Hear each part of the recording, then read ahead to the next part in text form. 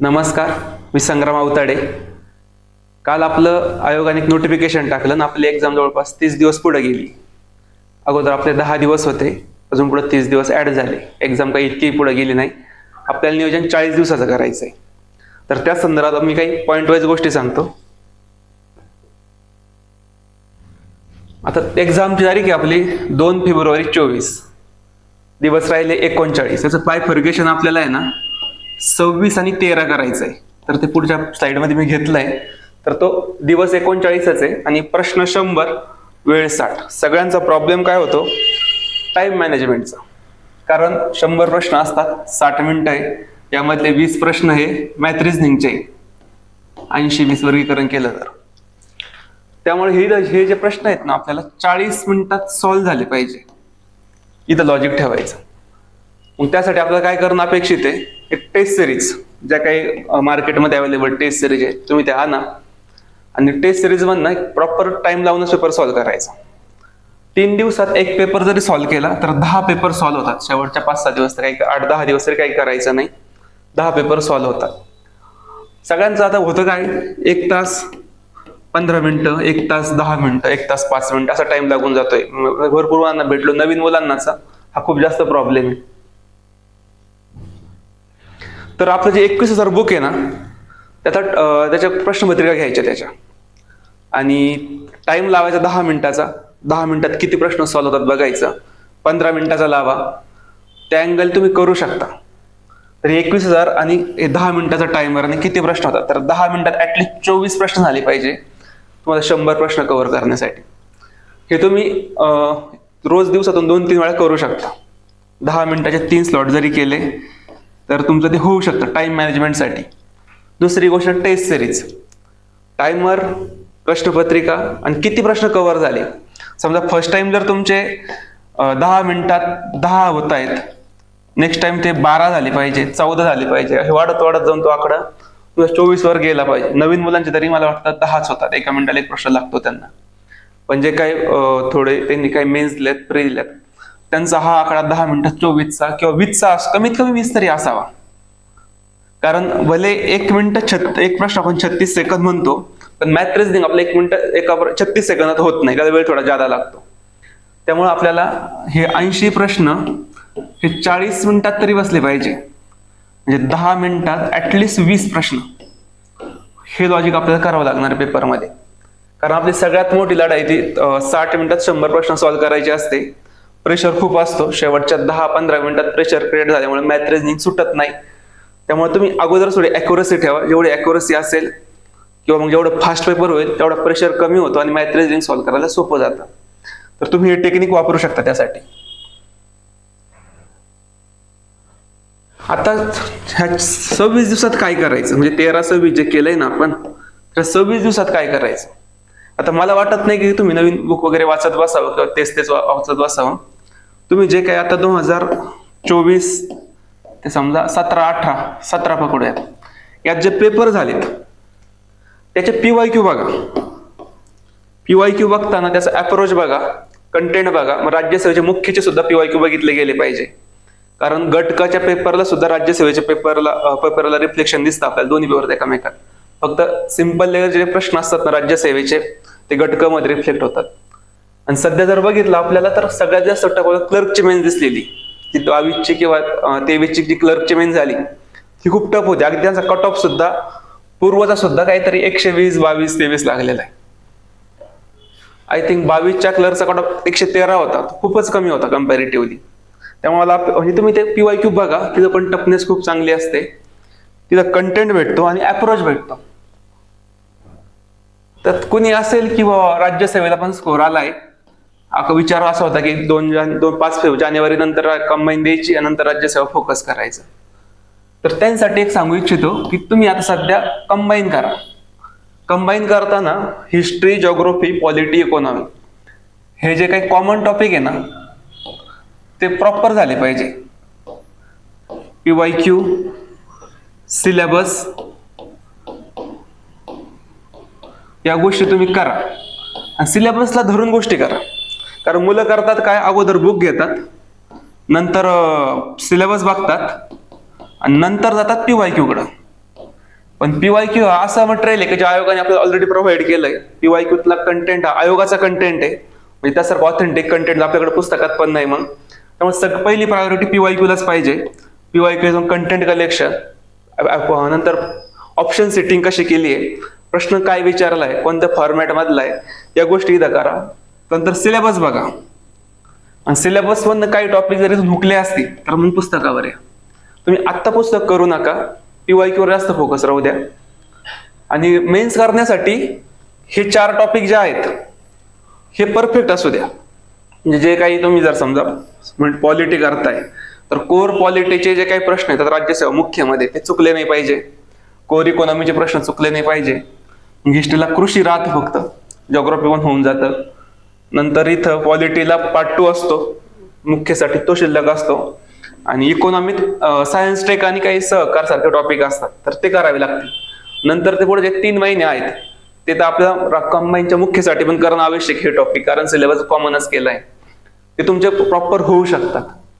त्यामुळं हे 4 टॉपिकला आधी प्रायोरिटी द्या आणि कंबाईन काढून अजून एक मेन्स सिक्युअर करायचा प्रयत्न करा, असं माझं म्हणणं राहील.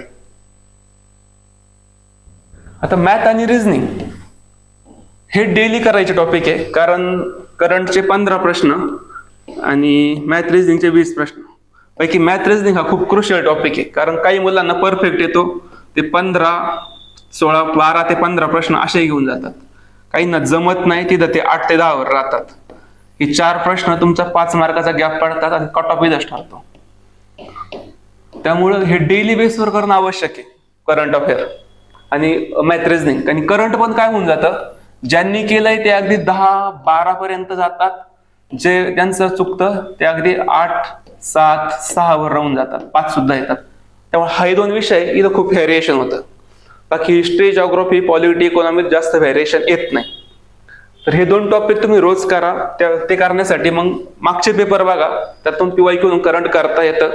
समजा पुरस्कारावर प्रश्न विचारलाय तर ज्ञानपीठ पुरस्कारावर प्रश्न विचारला तो सध्या कोणाला भेटलाय, किंवा जे काही पुरस्कार आहे कोणाचे आता भारतरत्न होते जे काही राज्यसेवेत घडलेले आलेले, तर ते एकदम रिसेंटचे होते. आपला पेपर त्यावेळेस 28 एप्रिलला होता आणि 15 मार्च पर्यंतचं करंट विचारलं होतं. 15 मार्च, जिथं कर्पूरी ठाकूरांचं भारतरत्न आहे. म्हणजे किती जवळपास 1-1.5 महिना आधीचं करंट करणं अपेक्षित आहे. तर आता आपली एक्झाम जी होती 5 जानेवारीला होती, तर तुम्ही ऍटलिस्ट 30 नोव्हेंबर पर्यंतचं करंट करणं अपेक्षित आहे. 30 नोव्हेंबर पर्यंत करंट अपेक्षित आहे. मग त्यामध्ये पुरस्कार, महत्वाच्या व्यक्तीचा मृत्यू, MS स्वामीनाथनचा जो होता तो डेथच्या अँगलने आला असावा असं मला वाटतं, किंवा भारतरत्न, दोन्ही पण अप्रोच प्रश्न आला होता. तर त्या गोष्टी करणं अपेक्षित आहे. नंतर दुसरी गोष्ट, ज्यावेळेस करंट जर प्रश्न बघितलं तर यावेळेस डेप्थ खूप होती राज्यसेवेला, की सिंगल लाईनर प्रश्नच नव्हता, 4-4, 5-5 लाईनी टाकलेल्या होत्या. तर मग त्यात पण काही गोष्टी, आता एखादा पुरस्कार आहे एखाद्या व्यक्तीला भेटलाय तर त्याचा जन्म कुठला आहे, त्याचा पुरस्कार कोणता आहे, तो राज्यसभेत होता का, त्या शिक्षण कुठं झालं, या गोष्टीवर थोडं फोकस करा. कारण पेपर सेटर चेंज आहेत. एक 2022 पासून 23च्या राज्यसेवेपासून पेपर सेटर थोडे वेगळे वाटतात, त्यामुळे त्यांचा अप्रोच थोडा डिटेल आहे. तर तिथं सुद्धा अपेक्षित आहे की राज्यसेवेसारखाच पेपर येईल, कारण कंबाईन 23चा जो प्रश्न पेपर होता तो पण थोडा टफच होता. तर त्या अप्रोचनेच पेपर येईल. भले पेपर सेपरेशन जरी झालंय, फक्त मेन्स एकच असल्यामुळे पेपरमध्ये काही फरक पडणार नाही. त्यामुळे करंट आणि मॅथ हे रोज करा. PYQ तर मी सांगितलंच, परत एकदा सांगतो, 21,000 मधनं टॉपिक एकदा तुम्ही PYQ वाचा, PYQ नंतर टॉपिक वाचा, सिलेबसच्या अँगलने बघा. राज्यसेवा करत असाल तर राज्यसेवेचा अप्रोच त्यात बघून घ्या काय आहे. कंबाईन बघत असाल तर कंबाईनचे मुख्यचे पण प्रश्न बघून घ्या. तर यात एवढंच आहे, कारण अगोदर मी सांगितलं यात सगळं. आता नियोजन, या 26 दिवसात PYQ, सिलेबस, आणि जर एखादा टॉपिक कच्चा राहिलाय, न्यू टॉपिक करू शकता, पण एवढा पण न्यू करू नका तुम्ही फर्स्ट टाइमच बघताय. तुम्ही अगोदर 1-2दा बघितलंय पण लक्षात येत नाही, सायन्स सारखे काही विषय राहिला मागा, तर तुम्ही यात करू शकता. कारण हा नवीन टॉपिक आपल्याला त्यासाठीच आहे. 26 दिवस आपण बेनिफिट करून घ्या. आणि 13 दिवस मात्र इको, जॉग्राफी, पॉलिटी आणि सायन्स या जो फॅक्च्युअल डाटा जो आहे ना तो रिवाइज करा यात. समजा जर तुम्ही आता समजा 5 दिवस घेतले 5 दिवसात तुम्ही हिस्ट्री घेताय, त्यात PYQ काढताय आणि काही महत्वाचं वाटतंय बघ हे महत्वाचं आहे, आकडेवारी आहे, लक्षात राहत नाही, ते एका पेजवर काढून घ्या किंवा एखादी छोटी डायरी घ्या, त्या डायरीत तो आकडेवारी लिहून घ्या आणि जाता येता बघू शकता. सेम इकोचा खूप जास्त होता. दारिद्र्याची आकडेवारी, त्या आकडेवारीत खूप जास्त घोळ असतो की रंगराजांनी काय सांगितलंय, तेंडुलकरने काय सांगितलंय किंवा अलग आणि लकडावालाचं काय. तर ती आकडेवारी तुम्ही एका कागदावर काढायची. आता कन्सेप्ट करायची काही गरज नाही, अपेक्षित करतो की 10 दिवसांनी एक्झाम होती तर कन्सेप्ट सगळ्यांच्या क्लिअर असतील, घोळ फक्त आकडेवारीत होऊ शकतो. तर तुम्ही ती आकडेवारी एका छोट्या डायरीत काढायची आणि ती रिवाइज करायची. एकदा, दोनदा, तीनदा, 4 वेळा जर वाचली तर ही आकडेवारी क्लिअर होती. सेम जॉग्राफीच्या बाबतीत जर काही घटक असतील, किल्ले नाही होते बोगवाट, चिरोडी कुठं आहे, चिकोडी कुठं आहे, तर ते सारखे जे कॉमन आहे ना ते जरा बघा. तर चिकोडी कोल्हापूरचं ते लक्षात ठेवा, चिरोडी अमरावती आठवत नाही मला, पण ते बघा, ते आहे कॉमन जरासं, तर ते तुम्ही ते व्यवस्थित करू शकता. पॉलिटीतले ना जे काही म्हणजे मला वैयक्तिक आढळणारे जे कलम होते 245 ते 254च्या आसपासचे जे कलम आहेत, ही मला बऱ्याच वेळा अडतात की कळत नाही. तर तुम्हाला जी खटकणारी कलम आहेत ना ती एकदा बघून घ्यायची आणि लिहून काढायची. सेम पॉलिटीत पण तेच करायचं. समजा मग झेंड्याची तारीख काय होती, मसुदा समितीची तारीख काय होती, त्या तारखा जास्त महत्वाच्या आहे. घटना दुरुस्त्या, आता जे काही आपण 128 घटना दुरुस्ती मांडली, जी करंटवर प्रश्न येऊन गेलाय, मग पुढचा येऊ शकतो कोणत्या कलमात बदल केलाय, दिल्लीसाठी तरतुदी आहे का. तर यासारख्या गोष्टी करा. आणि हिस्ट्री, जॉग्राफी, पॉलिटी, इकॉनॉमी, सायन्समध्ये मात्र जे वर्गीकरण आहे, मग पोरीफेरा किती लेयर्स आहे, स्लेंड्राटा किती लेयर्स आहे, कोणात म्हणजे आपण काय सुडोमोनस ऑर्गन आहे, ते सगळं तुम्ही बघू शकता. जे फेक ऑर्गन म्हणतो किंवा आपण त्याला आभासी अवयव म्हणतो, ते तुम्ही बघा. म्हणजे ते जरा तिचा प्रश्न येतो शुअर शॉट. आरोग्यशास्त्रातले आजार कशामुळे कोणता होतो, जिथं गोंधळ होतोय ते तुम्ही एका डायरीवर लिहून त्यांना तुम्ही कंटिन्यू बघू शकता. हे 26 दिवसात हे करणं अपेक्षित आहे, हे वेगळं करणं अपेक्षित आहे, आणि 13 दिवसात शेवटच्या तो फक्त तो फॅक्च्युअल डाटा आहे, खूप इरिटेट करतो, त्याला तुम्ही यूज टू करून घ्या. आता थोडं मी असं म्हणजे यात सांगतोय की पेपर सेटर जो होता, तर प्रश्न कसे सेट केलेले असतात. आता यातला पहिला प्रश्न असा होता, 1 मिनिटात काही तुम्हाला अगोदर शंका आहे का, म्हणजे काही अपेक्षित आहे का अजून असेल काही प्रश्न तर विचारू शकता. आता इथं कंबाईनचा 23चा पेपर घेतलाय मी. सेनापती बापट यांच्या खालीपैकी कोणत्या चळवळीत समाविष्ट होते, पैकी 1, 2, 3 ऍटलिस्ट कंटेंटचा भाग आहे. पहिले जे 3 ऑप्शन आहे, गोवा मुक्ती संग्राम, हैदराबाद मुक्ती संग्राम, संयुक्त महाराष्ट्र चळवळ, एक बेसिक अभ्यास करून ह्या 3 गोष्टी माहित असतात. प्रॉब्लेम इथं होतो आहे का नाही, पण ज्यावेळेस तुम्हाला 50% डाऊट तयार होतो आहे का नाही चौथ्या ऑप्शन मध्ये, त्यावेळेस तुम्ही याला घेऊन जा. आता जर राज्यसेवा दिली असेल आपण तर नदी प्रणाली विचारलेली होती, समांतर होता एक ऑप्शन, नंतर शेवटचा ऑप्शन जाळीदार होता.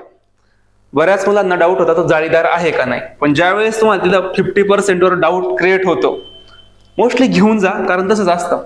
सेम वयाचा एक प्रश्न होता आपल्या सेल, ह्युमन बॉडीच्या जे सेल, विरशा वगैरेचा प्रश्न सेट केला होता. शेवटच्या 2 वाक्यावर डाऊट क्रिएट होत होता, पण ते त्यांनी ऑल ऑफ द उत्तर दिलंय. तर मग ज्या वेळेस आपल्याला वाटतं ह्या असू शकतं तर त्याला घेऊन जा तुम्ही. नंतर इथला एक प्रश्न होता घटनात्मक सुधारणा. आता बघितलं क्रांतिकारक चळवळ असणारच आहे. काँग्रेस मुस्लिम लीगची युती आपण बघितलं 1916ची होती, ही पण युती 16ची. पहिलं महायुद्ध 1918ला संपलंय, 19ला कायदा आलाय, याचे परिणाम पडतील का पडतील. तर मग इथं पण तुम्ही ऑल ऑफ द करायला पाहिजे. आता प्रॉब्लेम होणार पुढं पहिलं घ्यायचं का, तर अगोदरची क्रांतिकारक चळवळ आहे त्यांनी मागण्या केल्याय, तर मग तिथं पण तुम्ही आपलं इथं ऑल ऑफ द कडे जायला पाहिजे.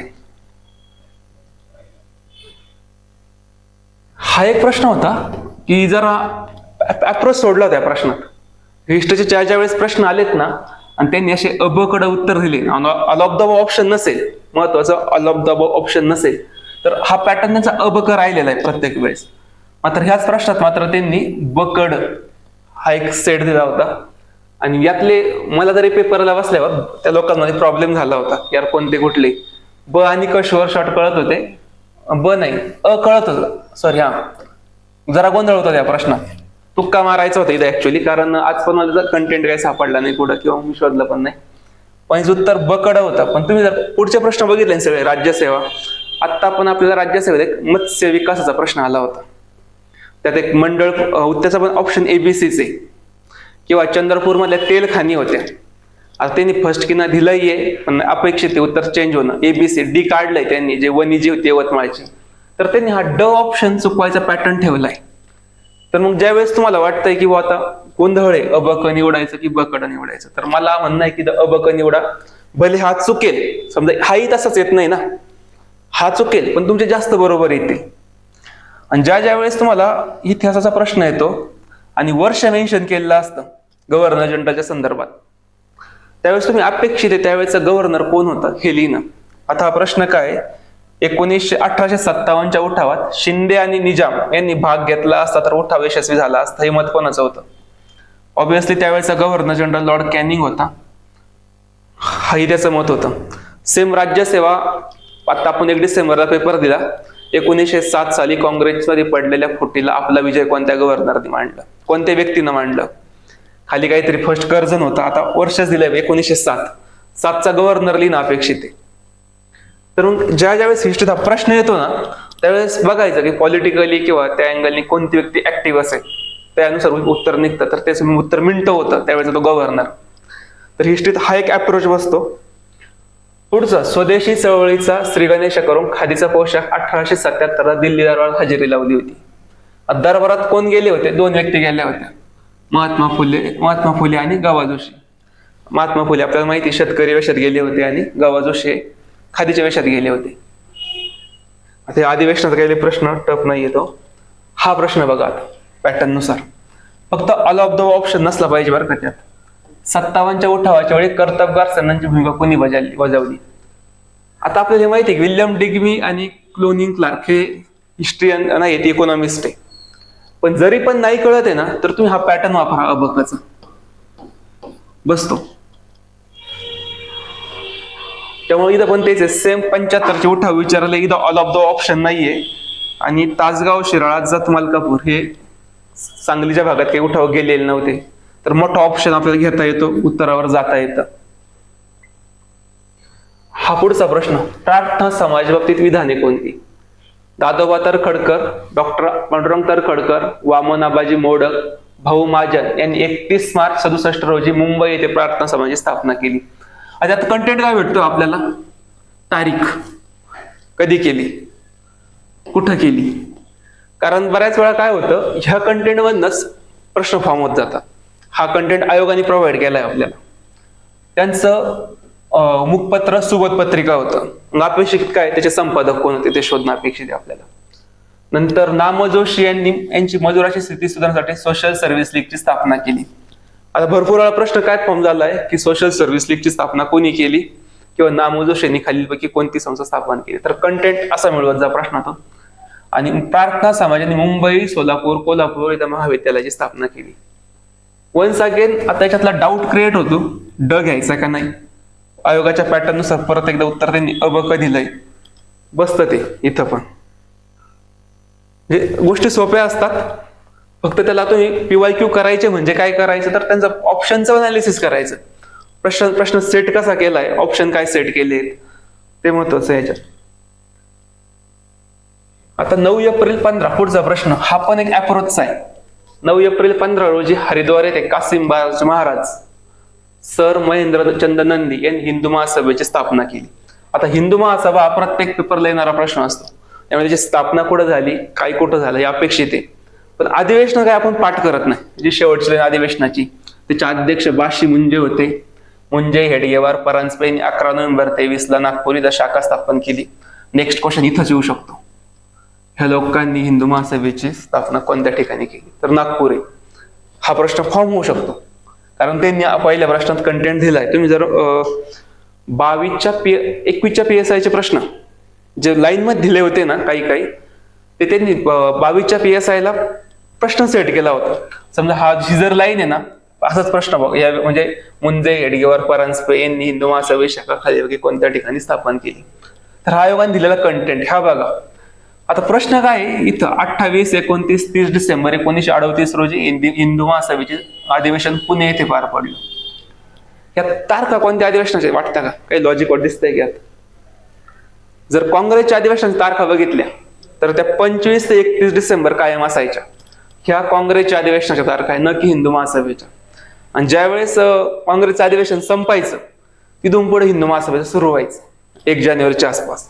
तर यांनी फक्त म्हणजे हा कंटेंटचा जरी भाग असला तरी आपल्याला हे माहित पाहिजे की ह्या 3 तारखा या नक्की काँग्रेसच्या होत्या, नक्की हिंदू महासभेच्या होत्या, त्या काँग्रेसच्या होत्या.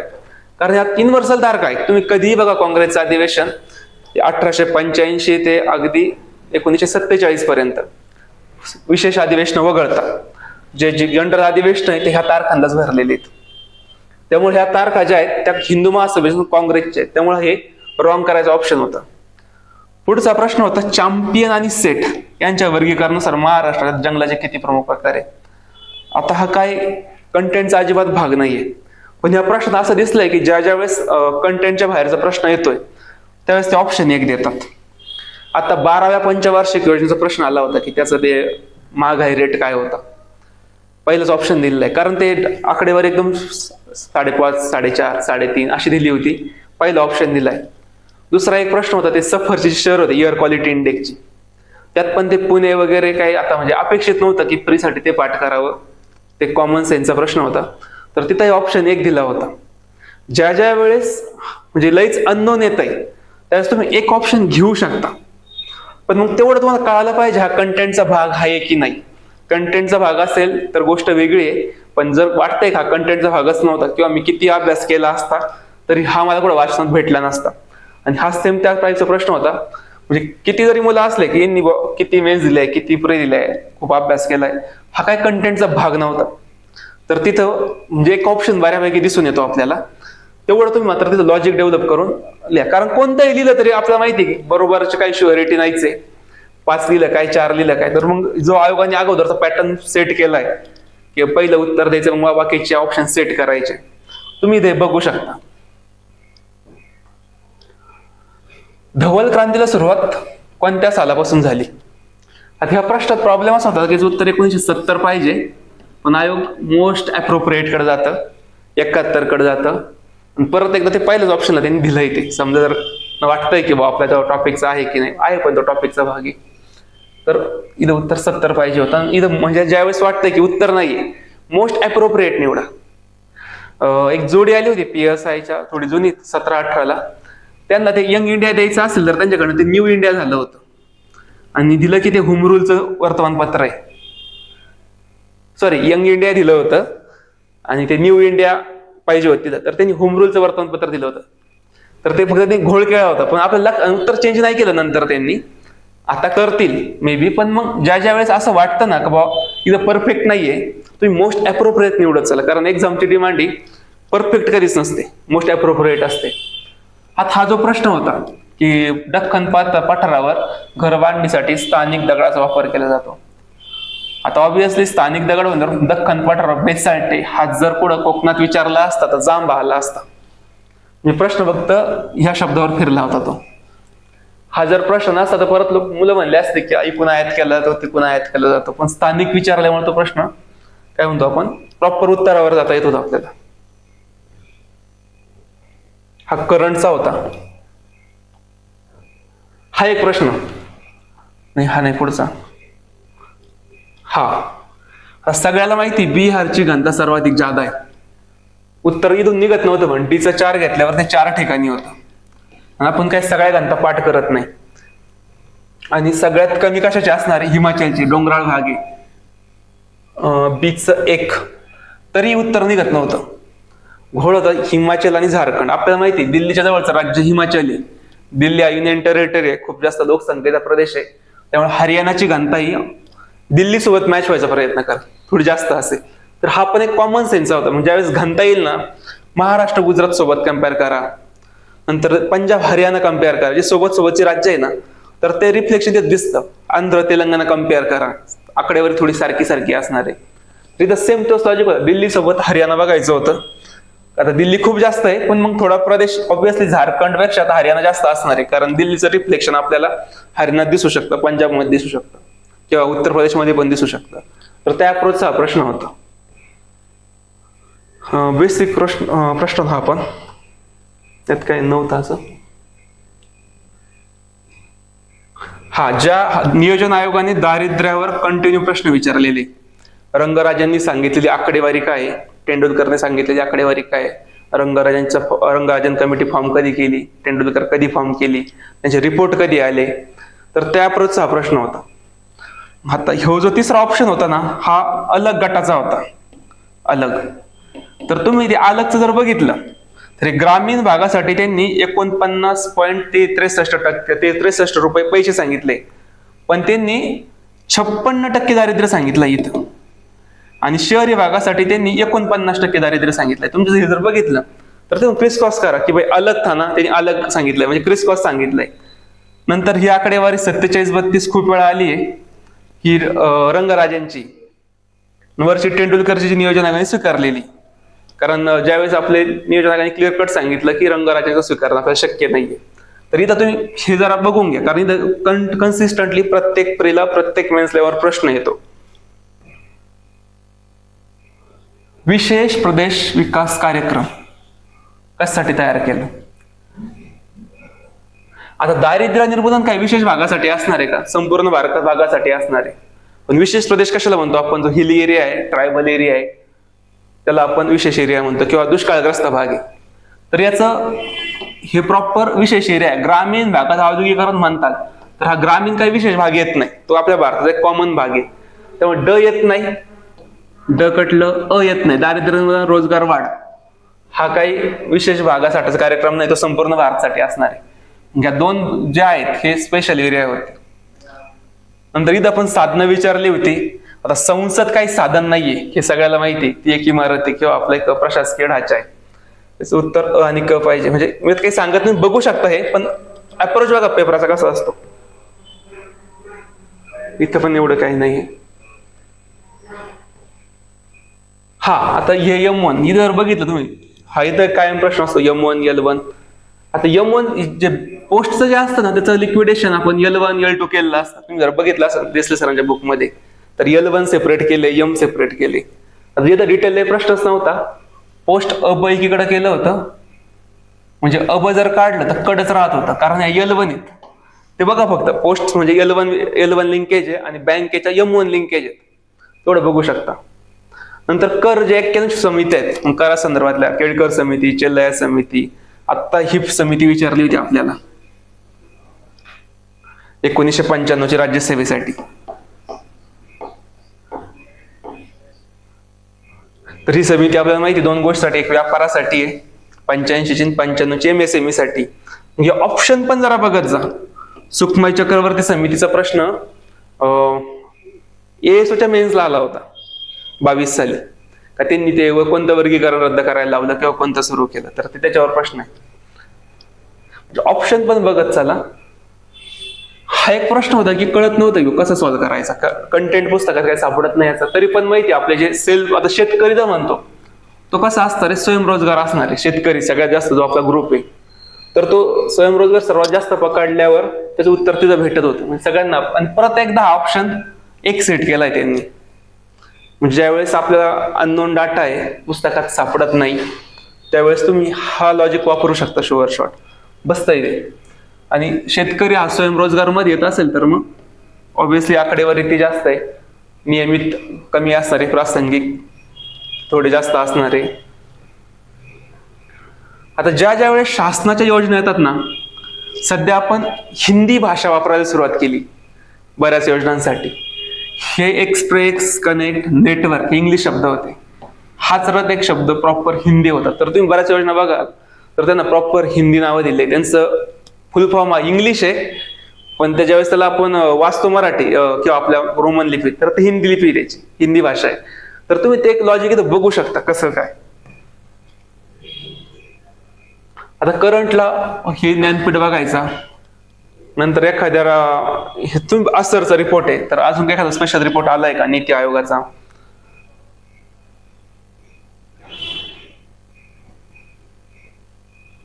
संपलंय का?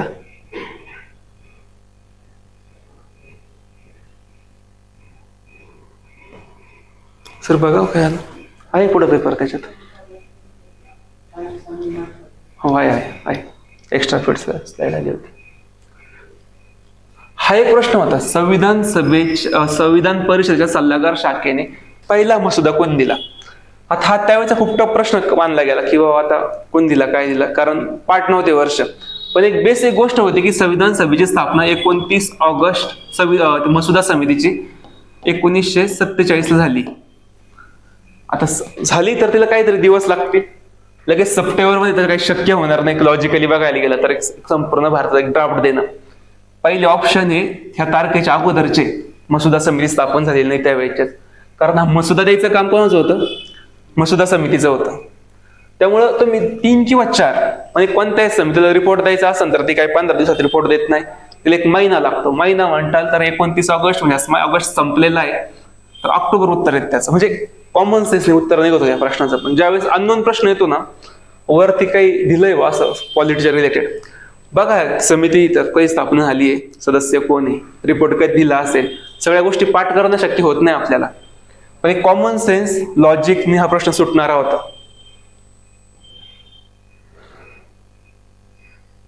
सरकारी आयोग आहे. आता जे काही केंद्र राज्य संबंध हा आपल्या कंबाईनच्या प्रीचा टॉपिक आहे, तर त्यामध्ये समिती कधी गठीत केली, कोणत्या वर्षी रिपोर्ट दिला, त्याचे सदस्य कोण होते आणि एक जनरल शिफारशी काय होते. तर हे 2 सदस्यच होते त्याचे, हे सचिव होते, तर तेही बघायचे समितीचे सचिव वगैरे काय होते. बाकी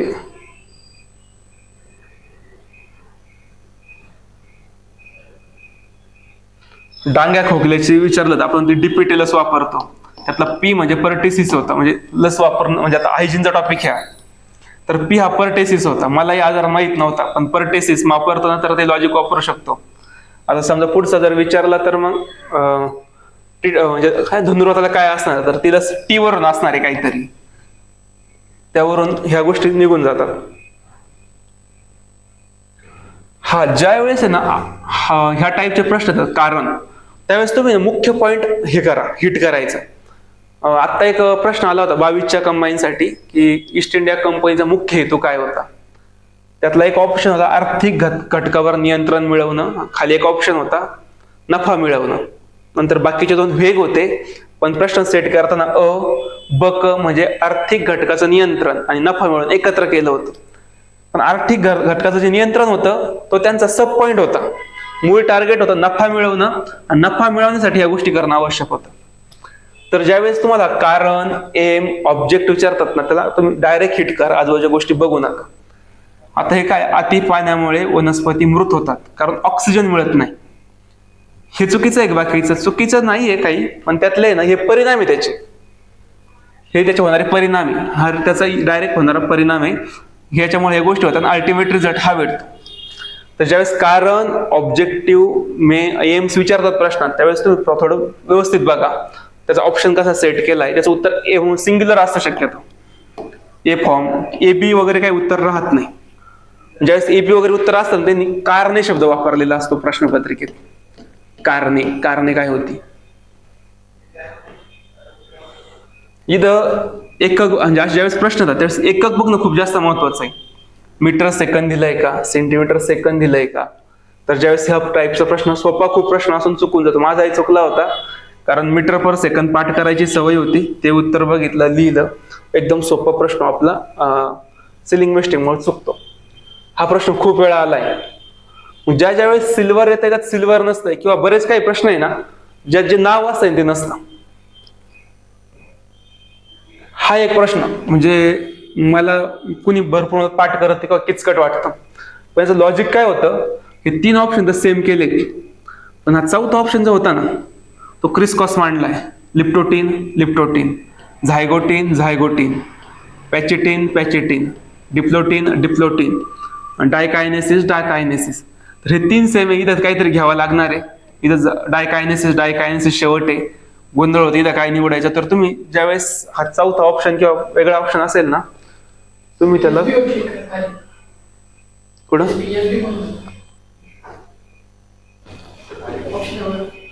इथं तर त्यावेळेस तुम्ही ह्याचा डायरेक्ट क्रिसक्रॉस करा शेवटचा ऑप्शन, कारण हे काय आपल्याला शक्य होत नाही. ह्या टाईपचा एक प्रश्न पडतोच. प्रत्येक जर पेपर बघितला तर ह्या टाईपचा काहीतरी एक प्रश्न आलाच. बाकी पुढचे मॅथ रिझनिंगचे अजून काही अपेक्षित आहे का?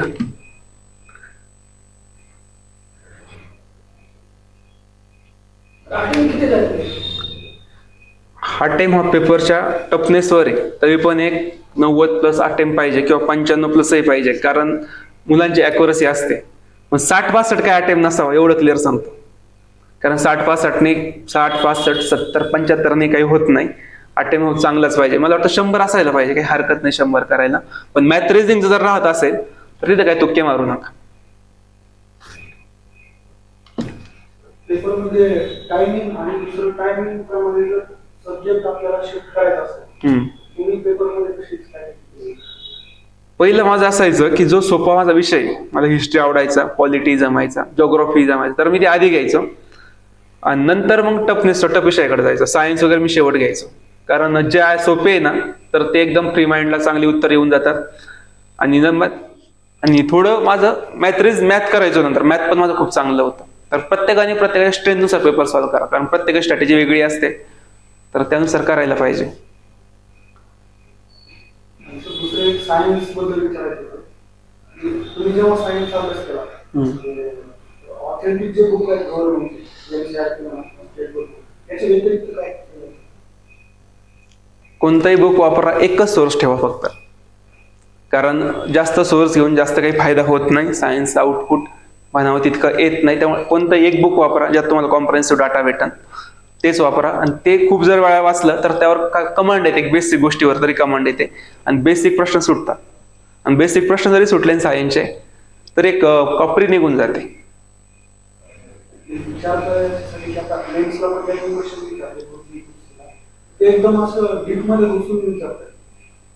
सायन्सचा त्यांनी टफनेस थोडी वाढवली, पण राज्यसेवा त्यावेळेस मात्र सोपा पेपर होता, एवढं काही अवघड नव्हतं.